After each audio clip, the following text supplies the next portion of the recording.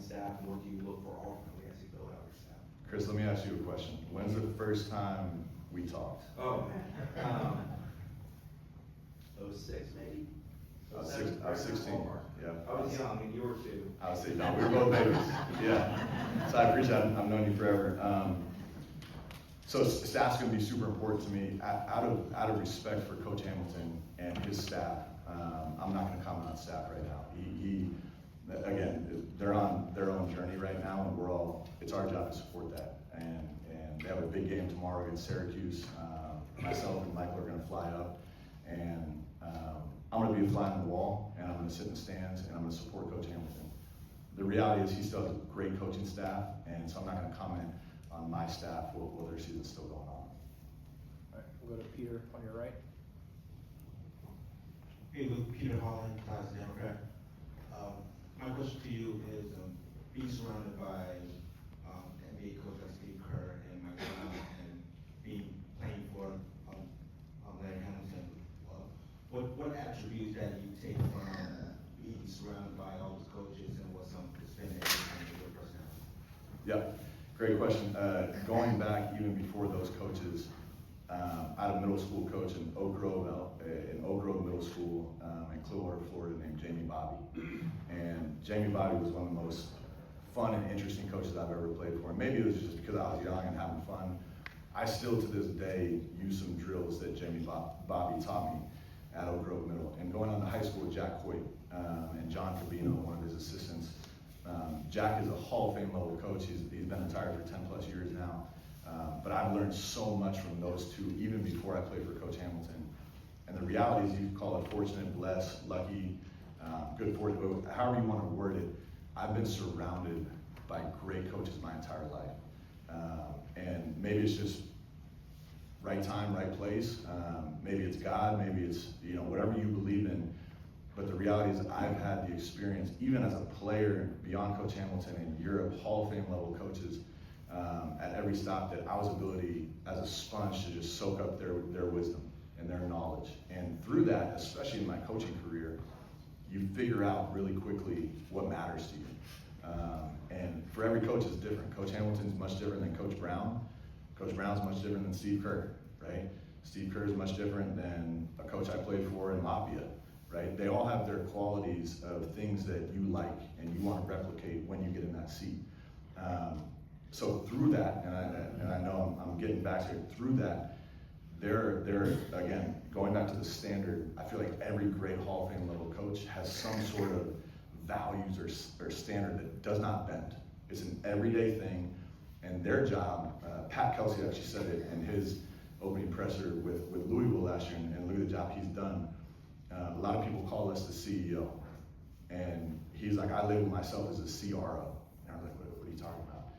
And it's the Chief Reminder Officer, and you remind people every single day what your standard is, and you do not bend. And that's something to me that all the great coaches have. The standard may be a little different, the values may be a little different, but there's an unrelenting ability to get a group of individuals to understand what the vision is, and then go out and execute it every day. All right, we're gonna stay right there for the next question. Hey, Coach Jordan Silversmith, Tomahawk Nation. Welcome back to Tallahassee. Thank you. The last time you were here as a college athlete is not what collegiate athletics looks like today. How do you plan on navigating the new era of transfer portal and everything else in collegiate athletics and build a sustainable winner here in Tallahassee? Yeah, good question. The reality, and I'm fortunate enough to have a lot of close relationships with a lot of Power Forward head coaches. Basketball is a small world, doesn't matter what level. Those coaches come to our training camps, learn from us, we learn from them. Everyone's always on the phone. There's a lot of connectivity between our industries.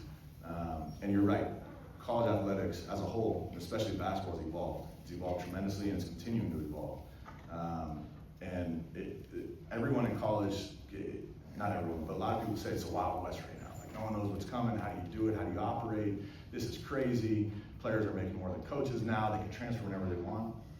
That chaos has been my reality, right? My reality as a professional coach and a professional player in Europe is constant roster turnover, constant ego management, constant players. One player is making on a $300 million contract, and the other one's on minimum wage. Minimum wage in the NBA is like 1.2 million, but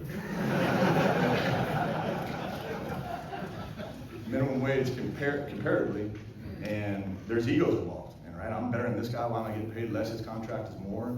And then there's coaches, and all these guys are making more than you, right? And then there's egos, and then there's, hey, I want to trade because you guys aren't coaching me this way. You deal with that. That's a Wednesday for us, right? And so this reality of, you know, collegiate athletics, I don't think it's becoming like the mini NBA. A lot of people, mini pro sports, it's its own entity, right? But there are a lot of similarities and parallels to what our reality has been at the professional level. So I'm very comfortable building those relationships, getting guys to trust you as a coach and as teammates, right? Especially you look at, I think Rick Pitino talked about this, you look at the EuroLeague, and if you get a 2-year contract in the EuroLeague, it's like shocking to people, right? For the most part, you have a couple local guys, and then everyone else on roster is a new player. And coaches got to deal with that constantly, right? That turnover. And that's just something you got to deal with. And now the reality is the quicker you can build those relationships and especially in your evaluation and recruiting, understand what type of guys you want to surround not only the current team with, but your staff with, of do these players fit with what we're about? It narrows your gap of players you got to recruit very quickly, number one. And then number two, there is some synergy, even though the individuals may change, there is some synergy and some characteristics of your team that will remain the same because you're recruiting the same style of kid, right? The hardworking, high IQ, super competitive, chip on their shoulder. I'm not going to compete with some of these teams, and I'm not going to name them, but the upper echelon college, I'm just not going to go after those kids. The reality, I want to recruit Florida. I want to keep Florida kids in Florida. And within my roster construction, it's going to be heavily influenced by roster retention, like recruiting the right kids on the first go around, and then they want to stay until they get to professional athletics. That is my skill as player development. That is my skill with connections throughout the NBA. I'm going to build a staff with strong connections. We are going to develop you to make way more money than what you're going to make with us or anywhere else, all right? And then thirdly, internationally, and then the portal, right? The portal is so important, and that's where you got to get ahead of the portals. You have to scout across the board, and it's a huge task. But I could watch a game for 5 minutes right now and tell you to your face that you can play for me. I would need 5 minutes. And it's the way you act, the way you operate, the way you hustle, and it has nothing to do with a level of putting the ball in the hoop. Now those things you need, right? You need a level of talent. But there's a style of player that I will recruit, and I will be relentless in that recruit. All right, we're gonna come second row here. Ira Sheffield, Warchant.com. How you doing? Luke, you were a very good college player and you played professionally, but coaching these last several years, the best players in the world, how did you get them to buy in? How did you get them to convince them that you had something to bring to the table? Thanks for the comment. I was not a very good player. I was an average player on very good teams. And again, I knew my role. I knew how to execute my role. I was not good. I have a couple former teammates that would confirm that. The reality in any part of life, right? Whether you're a coach, whether you're working in a business, running a business, the best way to connect with people, I don't care their circumstances, I don't care if they're dirt poor or the richest person in the room, you have to have a level of relationship building qualities, and you have to find what motivates people, right? You have to find their interests. You have to build a relationship with whoever you work with if you want any sort of impact on their life. And one of the things, again, going back to Ron Adams and Mike Brown, you never want to be friends with your players, but you need them to trust you, right? Or all of your words, all of your teaching, all of your coaching is in one ear and out the other. And it has to be authentic, right? If you don't build authentic relationships, you have no chance at getting through a kid, especially in those moments of pressure. Game's on the line, down 1, 6 seconds left. They're not going to be trusting you, right? You have to build that relationship, and it's got to be a daily commitment to pour into these kids.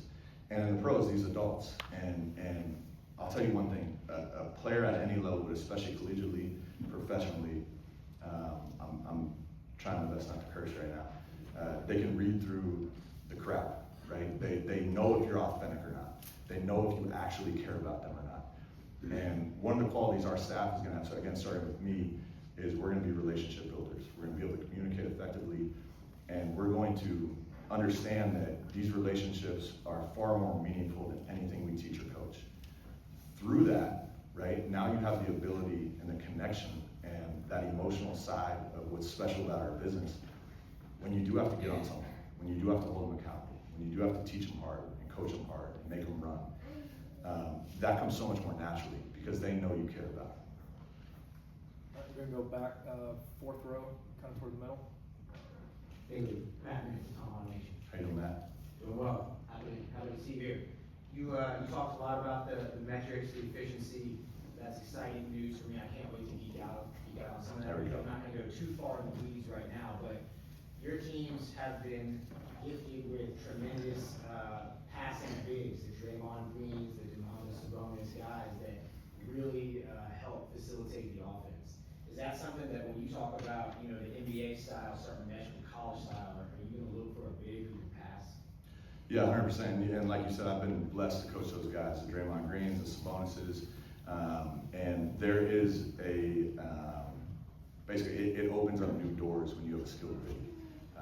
Now there's different ways of doing it, right? You can have a rim protector, you can have a lob threat that constantly collapses the defense. And with those guys, you just don't play through them as much. With a guy like Sabonis, we love giving him the ball because he makes good decisions. He can read the game, he can manipulate the game.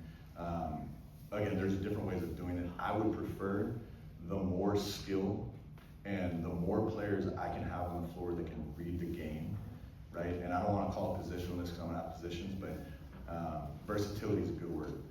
But understanding what we're trying to accomplish and understanding how to create, again, I'm going to keep going back to how to create an efficient shot, not only for yourself, but most importantly for your teammate. And whether that's my big, my point guard, my wing, 2, 3, 4, it doesn't matter. I want as many of those guys on the court as possible. And the reality is there's a lot of different style of players, but if you watch college basketball right now, and especially the top level teams, there's a couple of teams that have true bigs that just dominate the paint, right? But a lot of these guys, more and more, like you're saying, and part of it's because of the international game, the way the game's evolved, you have bigs now that can pass, they can shoot, they can dribble, they can get in pick and rolls, they can be the ball handler, the screener. There's a lot of versatility with the way the game's being played these days. But again, I'm gonna recruit tough, hard-nosed kids that hopefully have an elite level skill. And when you mesh that together as a puzzle, there's gonna be a lot of different puzzle pieces within that. All right, we'll go second row on your left. Lou, great to meet you. Congratulations. Thank you. I'm Leah Reed from the Tallahassee Democrat. This last month or so for you, I imagine it was a very long, difficult process, but can you kind of peel back the curtain on what this was like, balancing your own NBA, interviewing this job, and then also when you kind of finally realized this was coming together, materializing, if you can kind of put into words what that meant to you? Yeah, first and foremost, it was an absolute honor to get the call from Michael and Doug Walker, and who's been incredible through this whole process.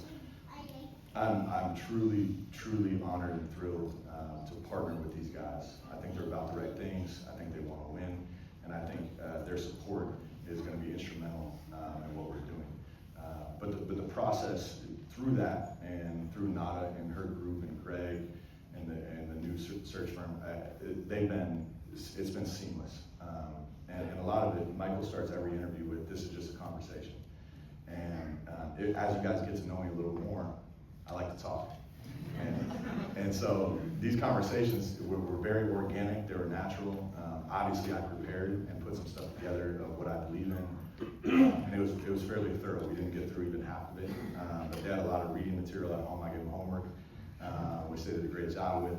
And even President McCullough, surprisingly, like, they passed the information on to him, and he was geeking out about it. And he's asking me all these analytical questions about paint touches and driving kicks and how the pace works and what these graphs mean. And I'm like, dude, I don't even know you, but this is awesome. If this is who I get to work with, I'm pleased.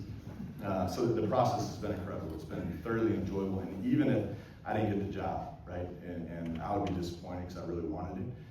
Even if I didn't get the job, I felt like it made me a better coach, right? It makes you condense all your ideas. It makes you put on paper what you're about. And to me, whether I got the job or not, I really, really enjoyed getting to know these individuals, and it was completely seamless for my family. All right, we're gonna come back over to your right, second row.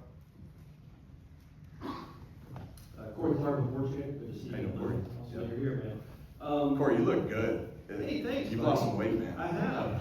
Thank you for noticing. Been working out. Yeah, I mean, Yeah, Corey, there we go. When you talk about, now I want to talk about the staff, I'm not gonna ask you about the staff, Yep. but the job itself, once the fun of being the new Florida State head coach wears off, the excitement of this, you get to work. Like, what does the next week look like for you? The portal, I think, opens up in 2 weeks, maybe. Can you just kind of, your timetable of putting together a roster, putting together a coaching staff, and having to do it very, very quickly? Yeah, it's a great question, and it feels like both with excitement of people you know and the text and the call. I apologize to everyone if I haven't gotten back to it. I will. I promise I will. But it's a lot to deal with, and it's all great stuff. You know, congratulations. But it's also, like you said, there's time constraints, right? The portal is not waiting for anyone. And there's a reason. I wanted to finish with Sacramento Kings. I think we have a chance to do something really special this year, but the reality was it was impossible, right? It was after conversations with Michael, with the Kings organization, it's like, guys, if I don't get here and get going, I'm gonna pay for it for the next 12 months. And so immediately, right, and I always try to break it up, it's just the way my brain works, but you kind of segment things, right? You gotta think about your staff, you gotta start building it, you gotta figure out all those aspects. Again, I'm not gonna go into detail on that with respect to Coach Hamilton and their staff. You gotta think about the current roster, right? You gotta think about who you like, who you don't. And I think they have a great team and a lot of pieces that I'm gonna consider, but you also have to get to know those kids, right? Their personalities, what they're about, how they work. So getting here and then obviously traveling to ACC and watching them up close will be greatly beneficial for that. And then you gotta start getting ahead of the portal. And through this process, you'd be an idiot to not start using your resources at the NBA level, right? We have huge college scouting staffs, and not only with the Sacramento Kings, but relationships you have throughout the league. So as you start watching film of guys that potentially could transfer and potentially could be in the portal, you're connected with the agents. Like I said, the basketball world is small, right? You're connected to all these things. And once people know you're interviewing, now you're getting peppered with, this guy will play for you, this guy's gonna be good, this guy's gonna hit the portal. You have agents, you have other coaches, you have scouts hitting you. So through that, you mesh this huge list and condense it down like, hey, these are the guys that, if they hit the portal, I'm gonna look at. And I'm gonna give a strong look at, and I'm gonna staff do intel on, because you have such a small window, right? If you're not, as soon as that portal hits, if you're not 3 days ahead of that, you're in trouble. So the reality is you have all these different things going on. And then on top of that, we have, I call it a responsibility or a privilege to come do this, right? And get to talk to you guys and explain what you're about and your vision. All the while you have 3 kids under 7 that you're trying to be a father to and trying to remind your wife that she still has a husband. So there's a lot on the plate, and I probably slept a combined like 9 hours in the last 3 nights. And Stevie's sitting there like poking me in the middle of the night because I'm texting away my phone, I'm on my laptop. She's like, just shut it down for an hour. You can't, and there's a quote that college coaches use, we sleep in May. Like this is the time. You don't sleep, you operate at full capacity in everything you do. And that's not even hitting half of the other things you gotta worry about and deal with. But that's where all my focus is going right now. All right, we'll go back to your left, 4th row. Hey, Luke, Kurt Weiler with the Austin World. Welcome back. Yeah, thank you. Obviously, you stepped into the role of the defensive coordinator for the Kings this year. I guess how much defense does that go back to your time with playing for Leonard Hamilton? Obviously, a big part of his background. And how valuable a resource do you expect him to be as someone you could go to a unofficial advisor of sorts? Yeah, again, Coach Hamilton and I have a great relationship. I'm gonna lean on him quite a bit. And he's, whether I ask for it or not, he's gonna give me his opinion. And you guys know him. He's a lot like me, he's a storyteller. I always tell my wife, I'm gonna answer your question in a second. You gotta go with the story. I tell my wife about my visits to Coach Hamilton in his office, right? He's still at the same couch, 25 years. The same couch I sat on and he was yelling at me for turning the ball over. And I tell her, like, it's impossible to escape that office. If you're in there, it's like a vortex and you cannot leave within an hour and a half to 2 hours. You will be stuck in there. And a lot of times our trips have been like day trips, right? We got 30 friends to see, we got a dinner, we got a lunch. And I'm like, hey, I have to go go talk to Coach Hamilton. And she's looking at me like, our whole day's ruined, right? and so within that, I say all this is this past All-Star, we try to come back every All-Star break and try to come back as much as possible in the summertime. Stevie happened to be with me. And hey, I gotta go say hi to the boss. And she's like, all right, I'll just figure out what I'm gonna do for the next 2 hours. And I was like, no, you're gonna come in. And so she had the privilege of sitting on Coach Ham's secondary chair in his office and listening to us talk back and forth for almost 2 hours. And she looked at me on the way out and she's like, I get it now, right? I understand, like that guy can talk, he's like so full of wisdom, he's great for you, he's smart. I'm gonna be honest, I completely forgot what question you asked. I was trying to find it there. I almost, defense coordinator, there you go, there you go. So, Coach Hamilton, Mike Brown, Ron Adams, all these guys that are my mentors, right, are defensive guys, which is hilarious because I'm more of an offensive guy. And maybe that's the reason they liked me, is I'll try to pick apart their stuff. They would say, no, that's not gonna work against our defense. And it was a constant back and forth. As an offensive guy, your job as a coach is to study defenses, right? Study how they're gonna stop you, right? Where are our weaknesses that they're gonna exploit? And so becoming when Jordy got the job in Brooklyn, he was our defense coordinator, I switched from the offensive side of the ball in Sacramento to the defensive coordinator.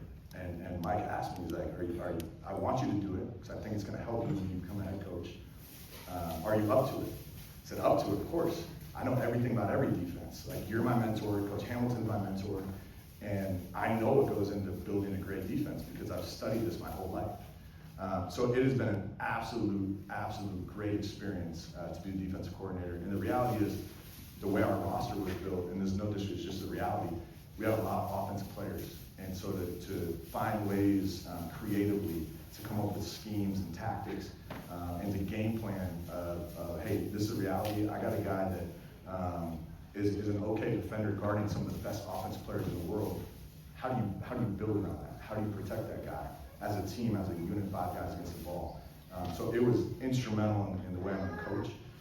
And I learned a ton. I made a ton of mistakes. I got chewed out a couple times. I'm a little bit risky at times. I'll swing for things. I'll try crazy stuff that sometimes Mike's like, where do you even come up with this? You know, where did this come? And I'm like, I don't know. I saw this scheme. I'm trying to mesh them.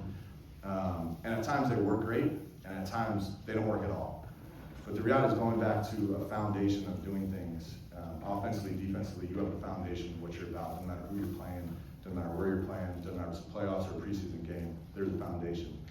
And then the fun and the creativity comes from all the game plan adjustments, all the tactical adjustments, and ways you can exploit your opponent. All right, we're gonna do 3 more. Next one will be right here on the front. Luke, Ryan Kelly, WCTV. How you doing, Ryan? Just wanted to ask, it's clear you've done a lot of homework on going from the pros to college, the meshing of styles, the meshing of what's going on behind the scenes. But I'm curious, what do you think is going to be the biggest operational change for you making the jump from the NBA now to the college ranks? Yeah, it's a great question. The reality, and I got into it a little bit. The reality is, in the pros, we have massive amounts of resources, right? It just financially, it's an insane amount of people that get 12 to 15 guys on a court. And at this level, you have to be much more resourceful with the way you do things. All right, that's number one. Number two, in the pros, and there's a lot of bridging the gap and meshing, but you generally have really 3 things. You have your business side, you have your front office, and then you have your basketball operations, which is your coaching staff. In collegiate athletics, it's really just 2. You have your administration, that's over all sports, and then you have your basketball side, which is a quasi front office and coaching staff. And so there's just way more on your plate, and you can't turn it off, right? The travel is better in college. And before the All-Star break, I think we played 14 out of 17 games on the road. And even up to this point where we flew to Tallahassee, over the last, I think it's 50 or 51 days, I slept in my own bed like 12 times. And so, lucky enough for Stevie, I'm gonna be around a little more, all right, with our schedule. But the other reality is you're never, it's a constant go between recruiting, between calling, between scouting, evaluation, there's never an off switch. So even though I'm around, I'm still gonna be, doing what I need to do to build the team the way it needs to be built. All right, we'll go fifth row up to Gene. How you doing? Welcome back, Thanks. congratulations. Appreciate it. Of course, stole my question, but I gotta back up. Curious, when did you realize, all the players always want to coach at some place, it seems like, but when did you realize you wanted to coach? And then also, when did you realize you might be pretty good at this? Was it feedback from a player, did another coach say you get the chops to do this, or when did that realization dawn for you? Yeah, the first one, I think I was 8 years old, playing Pee Wee football in Clearwater, Florida, and they give out all the awards, right? And MVP, blah, blah, blah, and I played quarterback growing up in football, and they gave me the coach's award. And I was like, coach's award? Like, I should be the MVP, what are we doing? But the reality, though, my dad was a coach at a smaller level in high school football growing up, and again, I was just surrounded by people I found fascinating. As a child growing up, it reached through my teenage years, I always found that side of preparation and that side of, game planning. I found that fascinating. It's probably why I got to the level I got as a player. Because if any of you have seen me play, I'm probably the slowest player to ever play here, right? I have no athleticism, but I found a way. I found a way to be smart, I found a way to be aggressive, and I found a way to fit in to help the team win. So there's always been an aspect of coaching that I've always really liked, and especially as I got to that point in my professional career, where I knew things were wrapping up, I was getting injured, I had spine surgery, I tore my hamstring, there's constant injury. I'm like, my body's done, but my mind's sharp. So let's transition that into something that could be useful and something I'm passionate about. The second part, and I think it goes back to who you surround yourself with. I've been so fortunate to be surrounded by some of the best and brightest minds in basketball. And for whatever reason, they poured into me and helped me so much along the way. And not always, but maybe once or twice a year, Mike Brown would take me out to eat.